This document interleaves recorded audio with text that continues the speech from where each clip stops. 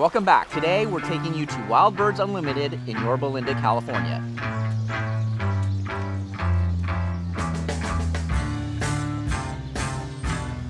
We're going to take you through a rebuild of a Pondless waterfall that we built 3 years ago. We're going to be using new rock that we've never worked with, and you're going to see us moving rock without any heavy equipment. So it's going to be just a couple of guys, a wheelbarrow, some shovels, and some elbow grease. So stay tuned to watch the build. I can't sail my yacht. He's taken So as you're going to see here, we are going to start on the demo work, which can always be a little bit interesting. A little backstory on this project and how we got here is that Wild Birds Unlimited has been in the same location for a very long time. I've driven by and you can't miss it. It's a vintage building that is almost like a head turner in itself, but I had always envisioned a water feature right in front, drawing everyone's attention as you drive by. I had stopped by a couple times before just to see the place, and also one time I had pitched the idea of doing a display at the store to one of the employees, and the employee at that time had told me that the owner had a bad experience doing displays before and working with other contractors, so they kindly said no. A couple of years later, I tried again.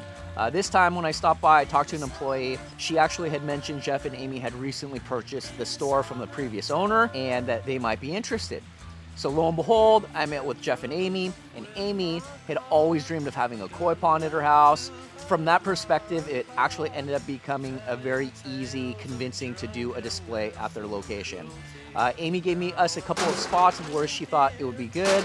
One of which was right by the main entry to the store, where all the foot traffic, or at least 95% of the foot traffic, goes by, and where you can see the water feature from multiple angles. So we built the original water feature with some gray granite river rock, and as our skills have improved in that time frame, for quite some time I had wanted to rebuild that waterfall. And within that time also, I've been able to source some moss rock that we haven't used before, but found it at a location that we could get about an hour away. So between wanting to rebuild the water feature and finding this rock, I combined those, and here we are rebuilding this water feature for Wild Birds Unlimited. We are going to be keeping the basin, which is very nice that we don't have to redig and reset the basin. And that's the beauty of using these basins, is they're very durable. And if you do change your mind and want to change out the topper or the waterfall, it's a lot easier to do since you don't have to rip out the basin. So the only things that we are going to keep are the basin and the pump. We're going to put in new plumbing, obviously new rock, and some new liner. So here Carlos is doing a final clean out of the existing basin, which has over the years accumulated a little bit of debris.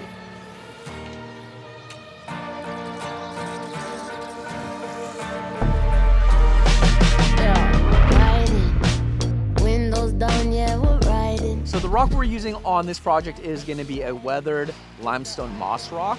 It's widely used across the country, especially on the East Coast. For the longest time, I wasn't able to find it, but finally found a distributor that does carry a little bit of it. So we drove down an hour south. They do have some stunning, huge specimen pieces that were just a little bit too big for what we are going to be using on this water feature. So we did have to go with some smaller pieces as we wanted to keep the water feature in scale with the setting of the location. But I cannot wait until we're able to get that one project that calls for the big limestone rock. I seriously cannot wait for that to happen because I know it's going to come out amazing. So now that everything is cleaned out and prepped, we're now ready for the first layer of underlayment. So the first layer of underlayment is a non-woven geotextile fabric. That fabric actually helps protect the liner from the soil beneath of any rocks or roots. It just gives it an extra layer of cushion. It also helps, if you pull it tight, it also helps with the tensile strength. It helps protect the liner from overstretching in certain situations. So we are going to be using a new liner. You may be asking, why do you need a new liner? So when we do build a water feature, that liner is actually conforming to the rocks that we're using, and we are cutting around the edges and tucking them into the spots so you don't see it. So the shape of the actual liner is going to change inevitably with the new rocks. We'll often top that liner with another piece of the same underlayment fabric, and what that's going to do is going to sandwich that liner in between the two pieces of fabric, further protecting that liner. It's an extra layer of protection. I'd like to land it right around here. So now that we have the rock on hand, We're getting ready to set the first rock, and this is gonna be the biggest rock that we have, the first framer, and like we've said in other videos, it is gonna set the tone for the entire water feature. That being the front, yes. This being the high side. So this, I'm hoping, almost like the way it's set, right here, just right over to there, and then we may have to spin it. What I want to do is a double off of this one, a double waterfall. I want it to come off of here and then here. Spill here, spill here. Make sense? Yeah. So that's where this rock is numero uno. Maybe what we need to do is, you know where it dips down right there where your feet are? I feel like we need to put some gravel there just to level it out. Do you want to throw just a little bit of, yeah, the crushed right there. So the actual basin has a bit of an indent going down so water can flow in. We actually put a piece of liner to be able to build the waterfall, and when we were setting the first rock, it was kind of on the lip of that basin where it went down about an inch. In order to level things out, we did put in some crushed gravel to level out that area so we could put that first rock. We ended up not using that gravel in that specific location as we did move that first framer a little bit over to where it sits on dirt, but we do often use crushed gravel in order to level things out or even backfill rocks. A little too high. I think we're height, I kind of like it. It might be a little too high, but I think we're good. But maybe... So now we just gotta turn it. I feel like we could get away with pushing it over to the left more. Let's see right there.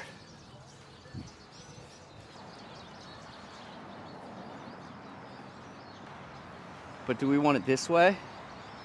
No, I think it's good. If we have water coming this way, and then kicking this way. Okay, So this is a weir and this is a weir. Make sense? yeah. So this, if anything, I would like to, can you shim, let's shim this guy. Is that good? On this first framer that we set, it's the biggest rock that we have of the pile. For this framer, the concept is actually to get two different weirs spilling off two different corners of that framer. And one being at one angle and one wrapping around the other side of the rock at a different angle. How much room do we have here? This can get covered completely. We could like literally go all the way out to here, huh? The spill is only gonna be like 12 inches maybe, here. So we need another rock up here. Let's do about 12 inches. What is this guy? 11. So setting the rock in waterfalls usually takes the most time. And the reason being is that each rock has unique characteristics, looks, feels, sizes. Let's try this one. And so really selecting the waterfall rocks becomes the most artistic in the process. We do take our time and try and find the right rock. When we pick a rock, sometimes it'll fit exactly like we want it to. Sometimes we try to make it work and it just does not want to go how we envision. Let's try this. What do you think about this? Because it's gonna kick off that. So we'll have to go back to the drawing board, get a new rock, put it in its spot, and through trial and error, or sometimes through just random luck, we'll find the right rock that will fit in that spot and complete the puzzle. This is gonna be high enough for the next one. So that will be boring if it's not. We're setting the first weir rock, which is gonna be the top spill. The first rock that we selected, it felt good going in and setting it, but as soon as I took a step back, it wasn't giving me the vibe that the water was gonna flow over the way that I had envisioned. We need to shim. We need to shim this guy up still.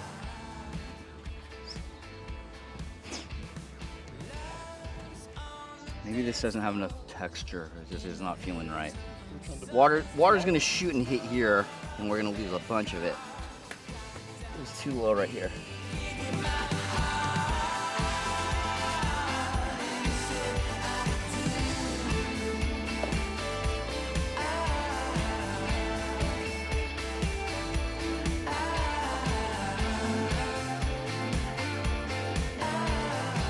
That looks good together.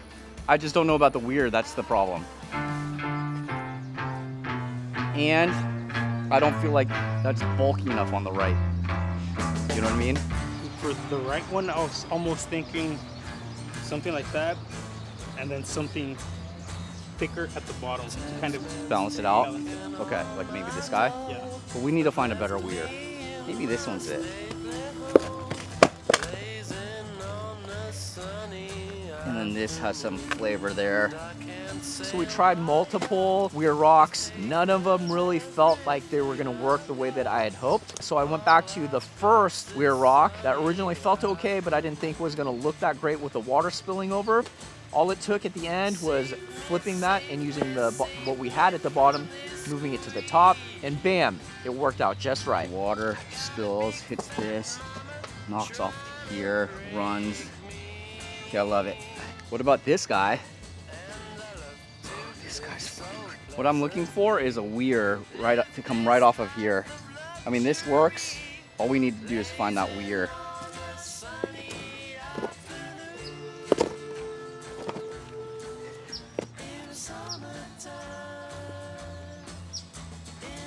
Looks okay. There's gonna be something, Carlos. But do you see what we're trying to do with that? Yeah. And this one can even, like, ideally actually, instead of this, it's more lined up here. So water's spitting this way. You know what I mean? Yeah. And we could be this high if we want. Up to a good 8.5 inches, 9 inches.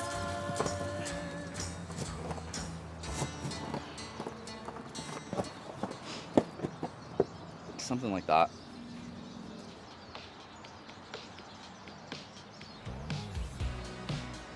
I think we're forcing that one. But can we push this way? No, without the curve. We don't necessarily need the curve. What about something like that? That would work. And then we just put another rock in front of that. Both there and to the left. Oh, right here? Yeah. Can we do the same? Let's keep this as an idea. But what if water's spilling over this part? Right? Imagine water coming here, up and over this way. So if we spin it, can you spin it and see how that looks? Okay, so the second weir rock we did select was a rock that we did like a lot. When we did set it, it wasn't feeling just right and it felt like we were almost like forcing it. But after some more manipulation, a couple twists and turns, we finally got it to sit in a spot that we were really happy with. Yes. Perfect. So after the second weir rock went in, the rest of the rocks went in fairly smoothly until we got to the last drop, the last weir. The reason the weir rocks take a little bit more time and a lot more thought is actually imagining water flow. So when we're doing these, we're obviously doing them dry, and we have to envision in our heads how the water is going to move across and up and over and down. What about pushing it right under that other rock? Here? Yeah. Clockwise, yeah. Something like that. And then that could be a little puddling area for the birds. Can you slide it over towards Fausto? Yeah, something like that. Yes, like that. All we need to do is level that out, put in a rock in front of this to hide this gap, and I think we're good. But we're missing low rocks. That's the hard part. Is that fairly level? From back here, yeah. Okay. I think we could push it forward. Maybe, because we have to hide this edge. Yeah, we gotta find something that'll hide that. Maybe take that one out and let's use the one behind you again. Let's give that one more Boy Scout effort.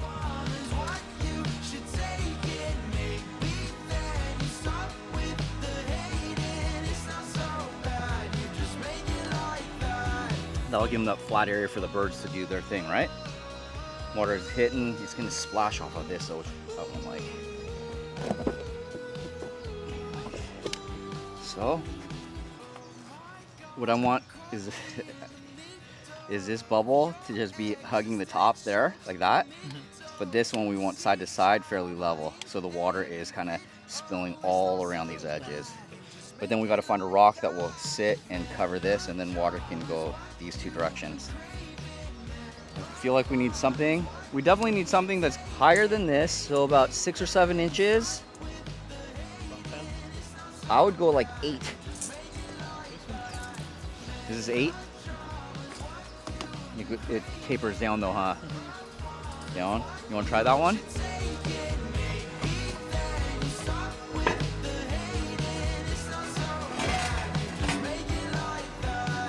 It's a little aggressive on the right side. It's a little too high. But that's not bad, Carlos. That looks good. I'm not loving this rock for some reason. I feel like maybe over to the left would be even better on that one. Yeah, that looks good, really good there. Maybe what we need to do, maybe this weir isn't too much.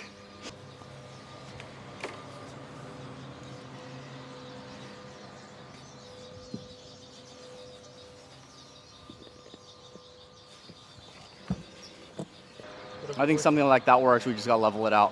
What if we were to pull it out? What's that? What if we pull it out? Oh, where you had it was good. Oh, that works too. Oh, I love that. Okay, that totally works. We just need to find something that'll cover that, huh? Yeah. Maybe this guy. Another one? Yeah.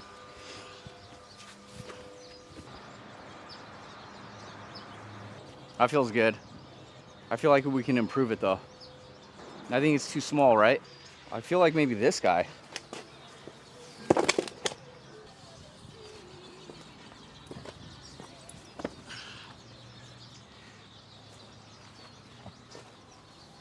Like that one looks, it's better. This, we could push it this way more. That's happy, right? Everything's happy. So after setting the last weir and fitting in the last framer, everything started coming together. And now it's time for the details.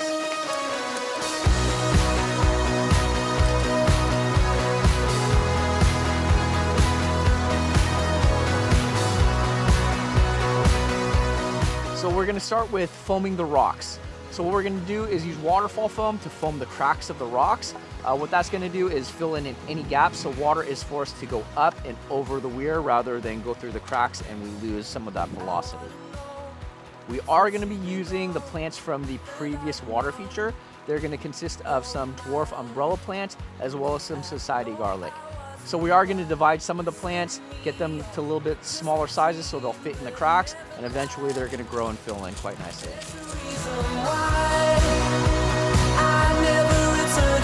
So here what we're doing is bib lining a pooling area.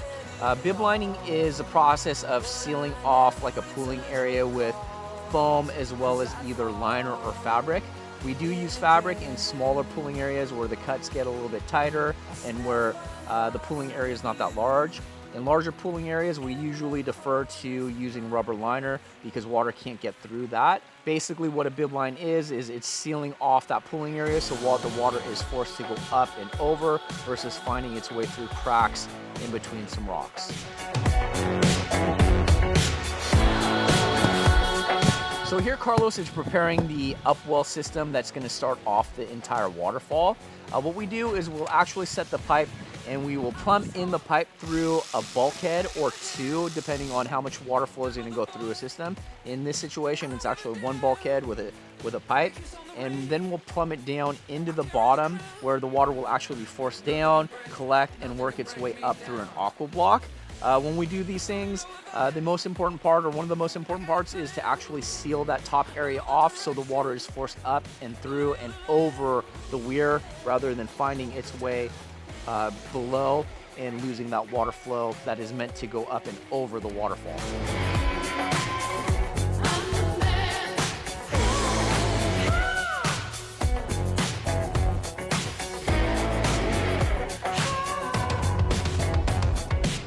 So now we're entering the final stage of the water feature build. The final details are coming together quite nicely. So we're really looking forward to bringing out the owners to see what they think.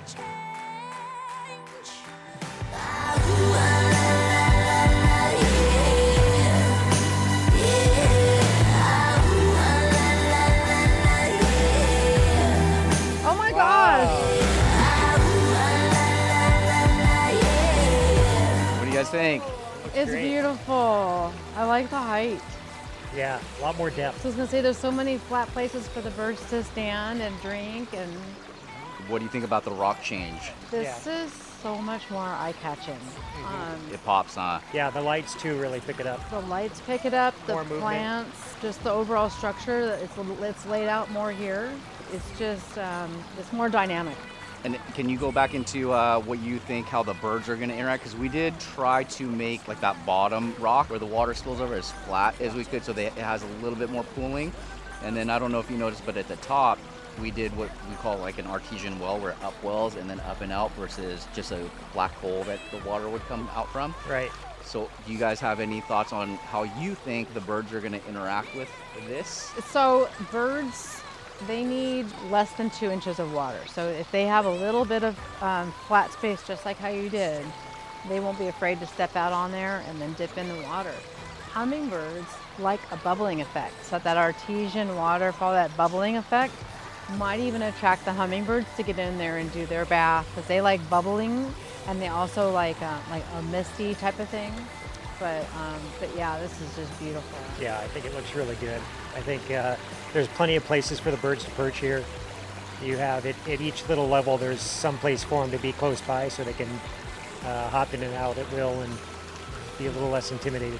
Yeah. And then would you guys mind sharing a little bit more about the store and the history and what kind of brought our worlds together?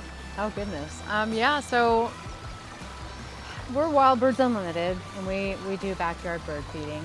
The number one attraction to your backyard for a bird is fresh water, fresh running water. So yes, we sell the food and that attracts them too, but a reliable source of fresh running water is going to attract a bird to your yard right away. They're going to hear it, they're going to see it, they're going to even smell it, they're going to come down and check it out. And it's just a better way for you to enjoy your backyard with your birds and your water feature and everything else. So. Yeah, and our world's kind of connected. When you walked into the store and we're interested in putting up a feature, and of course, you know, anything we can do to bring more birds here into our world is great and for our customers to enjoy. So while we supply plenty of bird baths and those types of things, to have extra dynamic movement like this is fantastic for the birds. So. And then you guys have owned this store for a little over 3 years, is that right? Because the old one was in for about 3 years, and I think that was kind of at the infancy of your ownership of this store. Isn't that right? We had just bought it when you came around, and we said, yeah, this space needs something, you know. Yeah. Boy, does it look different. It looks so nice. So yeah, we had talked about that shortly after we came on. So it just took a little logistics to get there. Right. Yeah. And then, you know, having it right here where everybody can see it as they come and go from the store gives them something else to enjoy. You know, when the kids come and they like to hang around the edges and throw pebbles in and that kind of thing. And, yeah. They like doing that. I mean, it didn't take long for the birds to find out, hey, this is going on, and the lizards come and drink from it, and the squirrels come and drink from it, and everybody just enjoys it. But what's really cool is like a goldfinch. They bring their entire family in, so you won't just see one. You'll see a bunch of them, and they'll sit around all over the rocks.